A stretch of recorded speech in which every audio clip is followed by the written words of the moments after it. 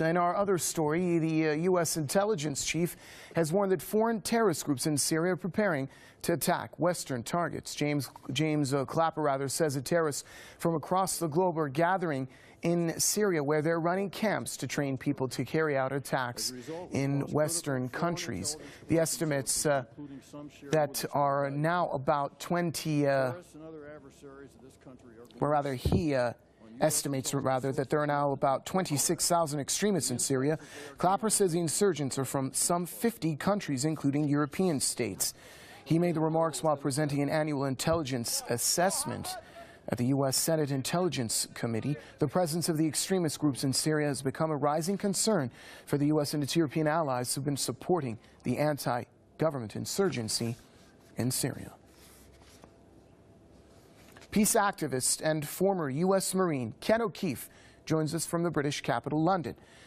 Mr. O'Keefe, welcome to the program. Talk to us about these comments. Would you consider this to be blowback for some Western countries that have either directly or indirectly aided these groups in Syria?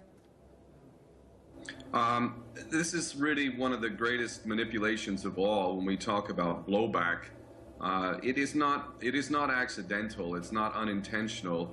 The good thing about terrorism from the point of view of the powers that be is that it justifies furthering the police state and ultimately carrying on this farcical war on terror. So actually, much of the so-called terrorism that we see in the world, with 9/11 being the perfect example, is not terrorism by Muslim fanatics or people that we might have trained in Afghanistan many years ago. In truth, it is the CIA, it is the FBI, it is Mossad, and MI6, agencies like this which carry out false flag operations. Israeli fingerprints, Mossad fingerprints are all over 9/11. So the vast majority of so-called terrorism is not from religious fanatics who are doing it independently and organically on their own free will. Even when those people are using terrorism tactics, more often than not, they're being supplied with explosives and whatnot from our own authorities. So I don't see any accidents in these psychopaths in Syria being armed and trained. It's very much welcomed by the powers that be that they will come back to Europe and the United States and carry out acts of terrorism. So you think that even announcements such as this would ultimately be exploited for their own benefits?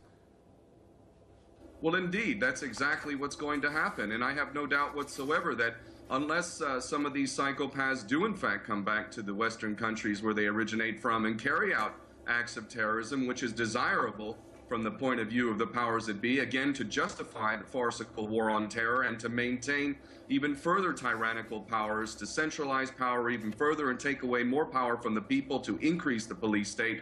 If these psychopaths don't do it of their own free will, rest assured MI6, the CIA, or Mossad will carry out more false flag operations to justify this same agenda.